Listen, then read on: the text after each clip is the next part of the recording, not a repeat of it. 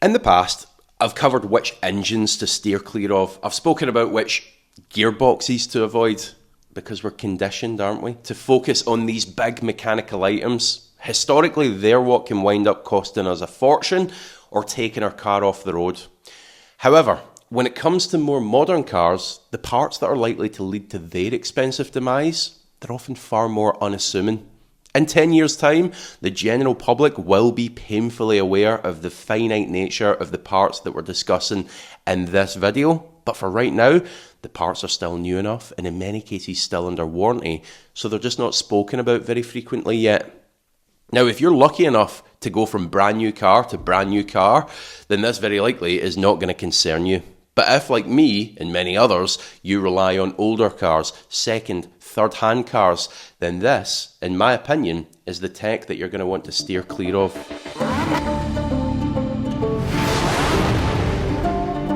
Do you know what this is? Now, I know a good few of you are mechanically minded, so you'll know exactly what you're looking at here, but for those who aren't, this is a typical car alternator, a very effective but basic bit of engineering that keeps your battery charged. It converts mechanical energy from a belt spinning its pulley to electrical energy that can then be stored in your battery.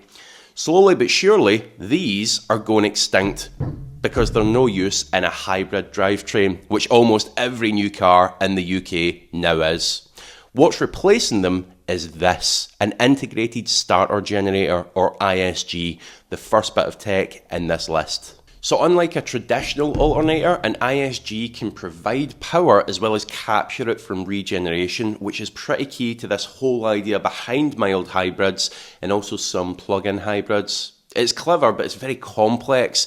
If we look first at the replacement process, let's say you need to swap one of these out. With the little Corsa and its alternator, it bolts onto the side of the engine, you loop the belt round the pulley, and that's it, you're good to go. Basic tools, basic mechanical knowledge, and you'll get there. With an ISG, they're usually buried in with the flywheel, so often the gearbox has to come off. They generally run 3 times the voltage of an alternator as well, so they produce an immense amount of heat. Therefore, they have to be looped into the car's coolant system. Being looped into the coolant system then requires a specialist vacuum pump, because they've got tiny little cooling channels that are susceptible to air pockets, which can be a fire risk. You get my drift. They are just a far more complex component. And that complexity means they've got a tendency to go wrong a little bit more often than a typical alternator. In the last 2 years alone, there's been around 1 million cars recalled for issues directly related to their ISGs. And remember, this is when they're brand new. What they're going to be like 15, 20 years down the line. We're also in the early phases of the aftermarket service for these as cars start to leave warranty, but still it isn't cheap. So Master Spark, they offer a replacement service for Audi's belt starter generator, very similar to an ISG. And I do hope you're sitting down. To give you an idea, the replacement comes in at £2,500 and it takes 2 days to complete. A far cry from our little alternator from the Corsa that's probably worth about £25 in its used state. And it's also worth remembering what these ISGs are feeding. A lithium battery, which is also depleting and will eventually require replacement. What we're going to find is the cut-off for where these mild hybrids stop making economical sense to repair is going to be far sooner than what we've seen and what we're used to with petrols or diesels. Number 2, next bit of tech that I see just crippling cars as they begin to age, contributing to this extinction of the cheap and cheerful used car as we know it. You're going to need to bear with me on this one. Bumpers. Because think about the original intent behind a bumper. That's why Ford Escort has a 5-mile-per-hour bumper that absorbs a lot of punishment. An idea intended to enhance practicality, designed to be able to take a knock and carry on. There's a great irony then that bumpers have become one of the most fragile parts on the car, thanks to being laden with ADAS sensors, these advanced driver assistance systems. So these are what provide emergency braking, lane assist, adaptive cruise control. And in case you're somewhat detached from the world of newer cars, and this sounds like something you're only going to find on the real high-end stuff, Bentleys and so on, Think again, ADAS is found on just about everything nowadays, even offered on the likes of Dacias. So let me give you a practical example. I've got a friend who owns a body shop, seen this many times. Car park scuff. Someone cuts the space next to you just a little bit tight, puts a scuff on your car. No big deal. These things happen every single day. This is happening tens, if not hundreds of times. Couple £100 in the body shop, it'll look as good as new. Don't worry about it. Problem is, if that little ding adjusts just one of these sensors, even by just a few degrees, it's going to knock the whole system out of alignment. The hardware's then going to need replaced. It'll then need reset and recalibrated by someone who's got a recalibration rig, essentially a big board that reteaches the car where the road is, all because of a car park scuff. Now again, these are brand new systems, remember, so these new cars on lease deals and so on, they're being put in the body shop and they're getting what they need. They're going through this rigmarole of replacing hardware and recalibrating them. What's it going to be like in 10, 15, 20 years? I've said it before and I'll say it again. There is going to be a market for car lobotomists in the future.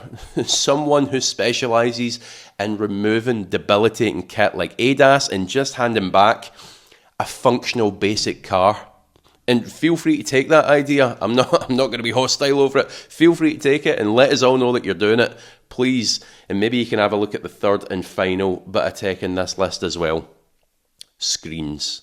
We've had infotainment screens in cars for decades now. It's something we've got used to.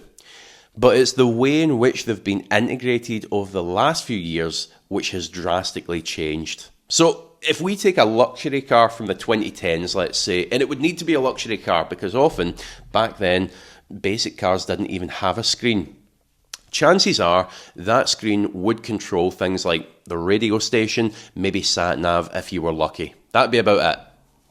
If we compare that to today, a modern car, the quantity of controls that's been taken over by these screens is enormous. Still radio and sat nav, but now it will probably include things like the climate control, the air conditioning, drive modes, even things like seat controls, lights, speedos, all being absorbed into these screens. They've become fundamental to the operation of the car.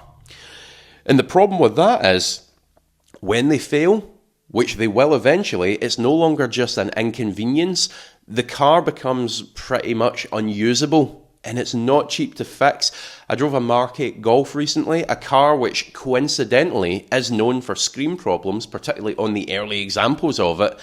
And when I inquired as to the price of a new screen, I was told around £2,000, £2,100 from Volkswagen. At several points in my life, I've had to rely on older, cheap cars to get me around. You probably have as well. Whatever the reason. College days, when you just passed your test, when you lost that fancy job and you had to hand back the BMW and, get yourself something cheap. Thing is, you probably think back quite fondly on that old car. I know I do. It's seen me all right. It got me where I had to go. Sure, yeah, there was a couple of late nights doing driveway fixes or whatever, but it's all part of the fun.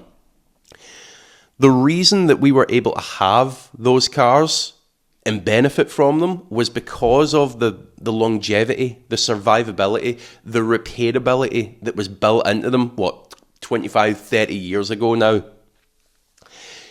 With this new modern tech, and we've only spoken about 3 bits of tech in this video, we could go on.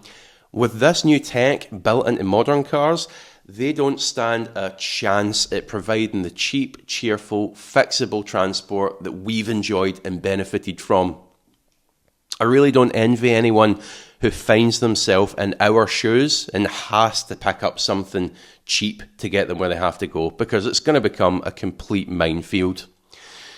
Last point, and I only mention this because it might be genuinely useful. I feel like I'm speaking to the right audience here. If you are looking to buy a used car at the moment, do please bear in mind, we get 20% off HPI checks from Vehicle Score. Make use of this. Any saving is a good thing, and these guys will tell you if a car's got any hidden finance, if the car's ever been involved in an accident that's written it off at some point, amongst a whole host of other things that you're going to want to know. You'll find the link and the discount voucher in my description below, so yes, feel free to use that. But as ever, thank you so much for watching. Please do hit that subscribe button if you've enjoyed this and want to see more like it. Hit the like button, and also drop in the comments below what other tech you think is going to just cripple cars as we go on into the future. I'll see you in a few days' time.